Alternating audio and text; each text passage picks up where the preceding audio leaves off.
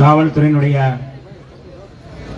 காட்டுமிராண்டித்தனத்தை கண்டித்து அல்லது ரவுடித்தனத்தை கண்டித்து இங்கே நடைபெற்றுக் கொண்டிருக்கிற இந்த போராட்டத்திற்கு தலைமை தாங்கிக் கொண்டிருக்கின்ற மரியாதைக்குரிய மாவட்ட செயலாளர்கள் அம்மா தெய்வானை அவர்களே, வரவேற்புரையாற்றி அமர்ந்திருக்கின்ற மாவட்ட செயலாளர் மரியாதைக்குரிய தோழர் ஹாஜா மொய்தீன் அவர்களே, மாவட்ட செயலாளர் மொழியரசு அவர்களே, இந்த போராட்டத்திற்கு முன்னின்று நடத்தி கொண்டிருக்கின்ற மாவட்ட செயலாளர் மரியாதைக்குரிய வீணா சுந்தர் அவர்களே, மு கருப்பையா அவர்களே, மெய்யழகன் அவர்களே, கருப்பணன் அவர்களே, மரியாதைக்குரிய மாவட்ட செயலாளர் தாக்கு பாண்டியன் அவர்களே, சாக்கன் சர்மா அவர்களே, மாதேஷ் அவர்களே, குபேந்திரன் அவர்களே, மரியாதைக்குரிய மாவட்ட செயலாளர்கள் நீலவானத்து நிலவன் அவர்களே, மும்பை அர்ஜுன் அவர்களே, முகிலன் அவர்களே, பெரு செல்வம் அவர்களே, இந்த போராட்டத்தில் எனக்கு முன்னால் உரையாற்றி அமர்ந்திருக்கின்ற மரியாதைக்குரிய கட்சியினுடைய துணை பொதுச் செயலாளரும் சட்டப்பேரவை உறுப்பினருமான மரியாதைக்குரிய சகோதரர் எஸ் பாலாஜி அவர்களே, இந்த போராட்டத்தில் என்னோடு நின்று ஒருங்கிணைத்துக் கொண்டிருக்கின்ற மரியாதைக்குரிய இரா கிட்டு அவர்களே, இந்த போராட்டத்தில் என்னோடு நின்று ஒருங்கிணைத்துக் கொண்டிருக்கின்ற மரியாதைக்குரிய தோழர் நாவரசன் அவர்களே, மரியாதைக்குரிய தோழர் சௌ பாவேந்தன் அவர்களே, இந்த போராட்டத்தை நெறிப்படுத்திக் கொண்டிருக்கின்ற கட்சியினுடைய தலைமை நிலைய செயலாளரும் முன்னணி தலைவர்கள் ஒருவருமான மரியாதைக்குரிய அண்ணன் தகடூர் மா தமிழ்ச்செல்வன் அவர்களே, எனக்கு பின்னால் இங்கே உரையாற்ற இருக்கக்கூடிய கட்சியினுடைய பொதுச் செயலாளர், நாடாளுமன்ற உறுப்பினர், அறிஞர், நம்முடைய எழுச்சி தமிழர் அவர்களுடைய மனசாட்சியாக செயல்பட்டுக் கொண்டிருக்கின்ற மரியாதைக்குரிய அறிஞர் ரவிக்குமார் அவர்களே, இந்த போராட்டத்திலே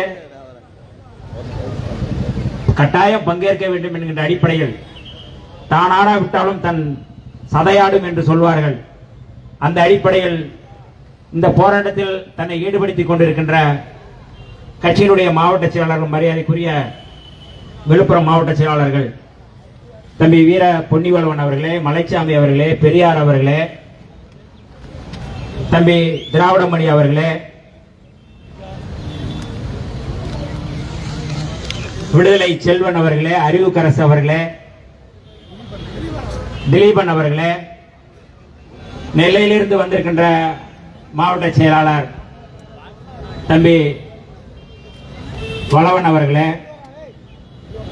ஈரோடு மாவட்ட செயலாளர் அந்தியூர் ஈஸ்வரன் அவர்களே, இந்த போராட்டத்திலே என்னோடு 3 நாட்கள் நின்று ஒருங்கிணைப்பு பணிகளை செய்த இளைஞர்த்தில் எழுச்சி பரிசினுடைய மாவட்ட அமைப்பாளர் தம்பி களப்போராளி சாமுராய் குரு அவர்களே, இந்த போராட்டத்திலே பங்கெடுத்திருக்கின்ற சகோதரிகளே, சகோதரர்களே, தம்பி மணிக்குமார் அவர்களே, இந்த போராட்டத்தில் ஈடுபட்டுக் கொண்டிருக்கின்ற இந்திய கம்யூனிஸ்ட் கட்சியைச் சேர்ந்த தோழர் மோகன் அவர்களே, இந்த போராட்டத்தில் நாம் என்ன பேசுகிறோம் என்று செய்தி சேகரித்துக் கொண்டிருக்கின்ற பத்திரிகையாளர்களே, செய்தியாளர்களே, காவல்துறை நண்பர்களே, உங்கள் அத்தனை பேருக்கும் என்னுடைய மாலை வணக்கத்தை தெரிவித்துக் கொள்கிறேன். நிறைய காவல்துறை நண்பர்கள்லாம் நிறைய வீடியோ எடுத்துக்கிட்டு இருக்கிறாங்க. அது பக்கத்தில் வந்து கூட எடுங்க, ஒன்றும் பிரச்சனை இல்லை. ஆனால் அங்க நீங்க வந்து தீவெட்டிப்பட்டியில எங்க சகோதரிகள் எடுக்கும்போது அந்த வீடியோவை எடுத்து உடைச்சிருக்கீங்க, நாங்க உடைக்க மாட்டோம். அதனால நீங்க தைரியமா எடுங்க, அதை பத்தி பிரச்சனை இல்லை. ஏன்னா சகோதரிகள் அங்க நம்ம இன்னைக்கு காலையில தீவெட்டிப்பட்டிக்கு போகும்பொழுது அதாவது என்ன என்ன நடந்திருக்கு, காவல்துறை வந்து தீவெட்டிப்பட்டியில சல்லி கற்களை யார் எடுப்பாங்க, சல்லி பயில்கள் தான் எடுப்பாங்க. ஆனா சல்லி கற்களை அப்படி தூக்கிட்டு வந்து வச்சு எடுத்து எறிகிறாங்க. அந்த வீடியோவை நம்மளுடைய சகோதரி எடுத்திருக்கிறாங்க. அந்த சகோதரியுடைய கையை பிடிச்சு இழுத்து போனை உடைச்சிருக்கிறாங்க. ஒரு போலீஸ் வந்து ரொம்ப டீசெண்டா அதை வாங்கி டெலீட் பண்ணிட்டு போனை கொடுத்திருக்காரு. அதுலயும் அப்படியே இருக்கிறாங்க. இப்படியான ஒரு வன்கொடுமை என்ன காரணத்துக்காக இவ்வளவு தாக்குதல், வீடுக்குள்ள புகுந்து அடிச்சிருக்கிறாங்க. தீவெட்டிப்பட்டியில குளிச்சுக்கிட்டு இருக்கிற ஒரு பெண்மணி குளிச்சுட்டு இருக்கிறாங்க, உள்ள புகுந்து தூக்கிட்டு வந்து அடிச்சிருக்கிறாங்க. அந்த நான் சிறைக்கு போய் நேற்று போய் முந்தாண்டு போய் சிறை ஆத்தூர் சிறையில் போய் அந்த 15 பேர் உள்ள இருக்கிறாங்க. 15 பேரை நாம் பார்த்த பொழுது அவ்வளவு பேரும் அடிச்சிருக்கிறாங்க, அவ்வளவு பேரும் காயம், அவ்வளவு பேர் கண்ணி போயிருக்கு, மண்டை உடைஞ்சிருக்கு, மண்டை வீங்கிருக்கு. பெண்கள் வந்து அடிச்சிருக்காங்க, தொடையை தூக்கி காட்டுறாங்க, மார்பிள் அடிச்சிருக்கிறாங்க. இதெல்லாம் யார் செஞ்சாங்க? சாதி வெறியர்கள் செய்யல. சாதி வெறியர்களுக்கு பதிலாக போலீஸ் செஞ்சிருக்கிறான். யாருக்கு? சாதி வெறியர்களுக்கு பதிலாக அவன் செய்ய முடியாது. போலீஸ் ஒதுங்கிட்டாங்க பாருங்க. தீவெட்டிப்பட்டியில போலீஸ் மட்டும் ஒதுங்கி இருந்தா ஒரு சாதி வெறிய உள்ள வந்திருக்க முடியாது, ஒரு சாதி வெறிய வெளியே போயிருக்க முடியாது.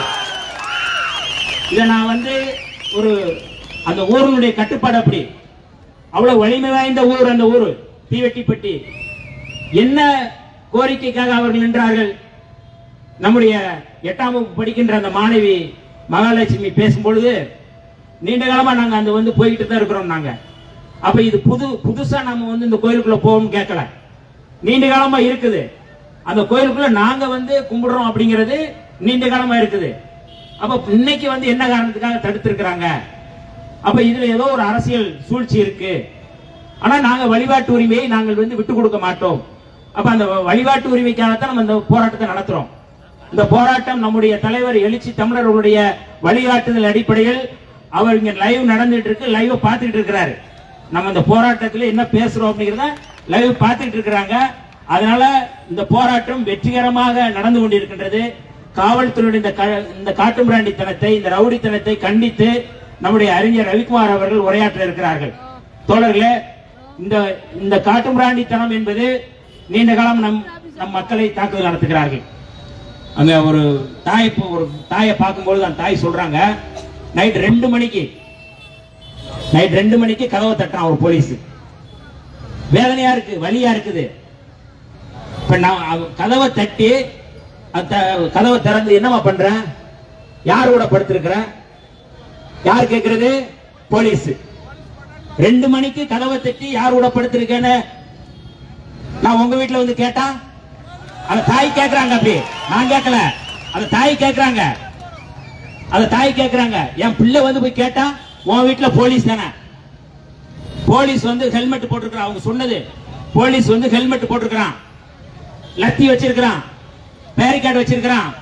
நீ தைரியமான ஆள் எதுவுமே இல்ல, போய் திறக்க முடியுமா? கதவை தட்ட முடியுமா? கதவை தட்டி நீ திரும்பி வெளியில போயிட முடியுமா? வேதனையா இருக்குது. இன்னைக்கு வந்து ஒரு ஜனநாயக நாடு, புரட்சியாளர் அம்பேத்கர் யாத்து கொடுத்த அரசியலமைப்பு சட்டத்தின்படி நாம் நடந்து கொண்டிருக்கிறோம்.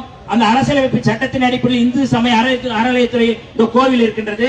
இந்த கோவிலுக்குள் வழிபாட்டு உரிமை இருக்கின்றது. இந்த கோவிலுக்குள் எல்லோரும் வர வேண்டும் என்று இருக்கிறார்கள். அனைத்து சாதியிலும் அர்ச்சராகணும் என்கின்ற சட்டம் இருக்கின்றது.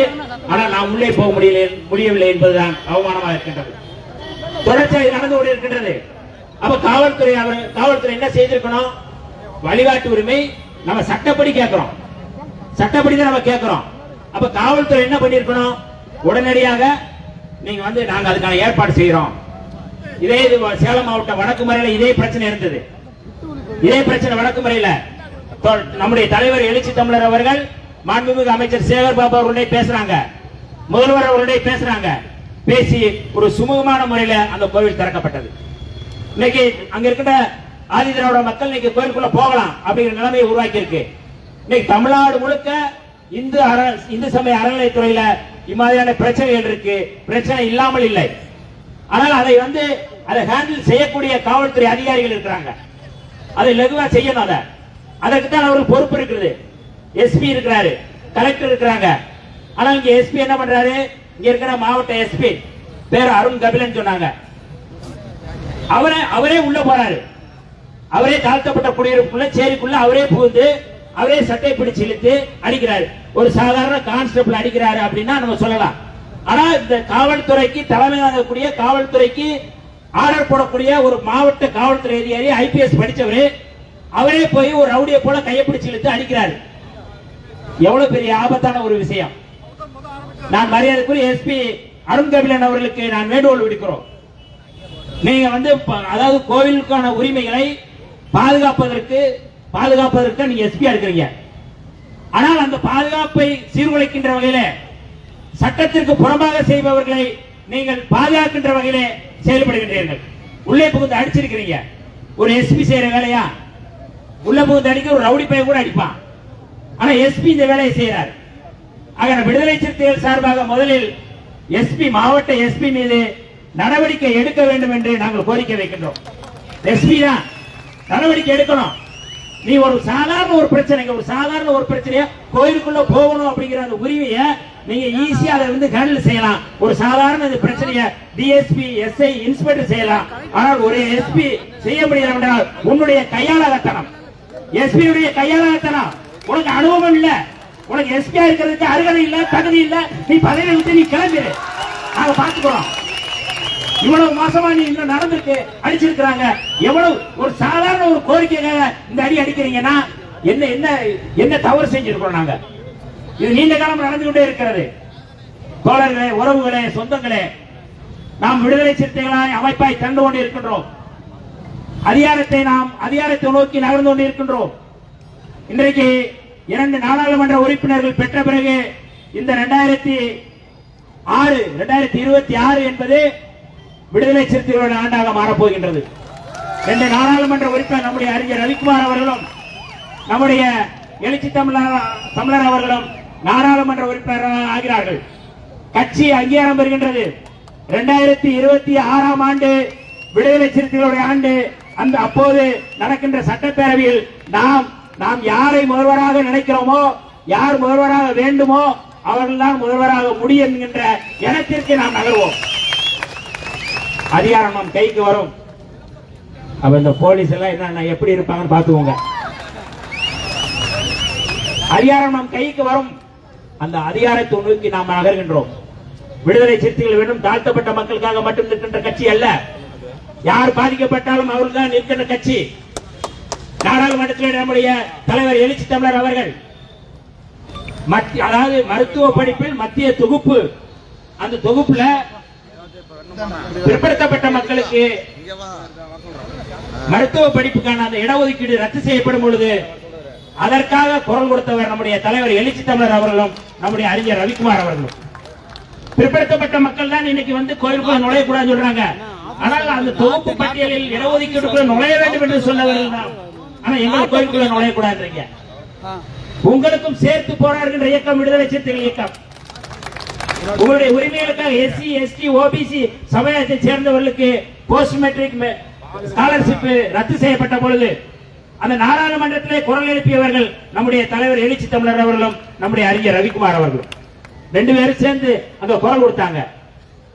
போஸ்ட் மெட்ரிக் ஸ்காலர்ஷிப் என்ன? நீங்க வந்து 11 முடிச்சிட்டீங்கன்னா மேல் படிப்புக்கு அரசே உதவி செய்யணும். இது புரட்சியாளர் அம்பேத்கர் அவர்கள் பிரிட்டிஷ் காலத்திலே உறுதி செய்தவர். அப்படி உறுதி செய்யப்படும் பொழுது முழுக்க பாரதிய ஜனதா அரசு வந்த பிறகு அதை ரத்து செய்தது.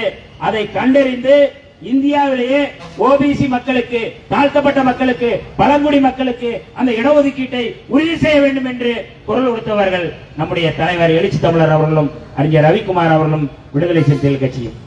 இதுல சாதி பார்த்தா நாங்க இடஒதுக்கீடு கேட்கிறோம். வன்னிய பெருங்குடி மக்களுக்கான இடஒதுக்கீடு 10% இடஒதுக்கீடு என்று சொன்ன பொழுது சாதிவாரி கணக்கெடுப்பு நடத்திவிட்டு இடஒதுக்கீடு வழங்க வேண்டும். அவர்கள் கூடுதலாக இருந்தாலும் 10% அல்ல 20% இருந்தாலும் அவர்கள் கொடுக்க வேண்டும் என்று சொன்ன கட்சி விடுதலை சிறுத்தைகள் கட்சி, நம்முடைய தலைவர் எழுச்சி தமிழர் அவர்கள். நாங்க சாதி பார்க்கல.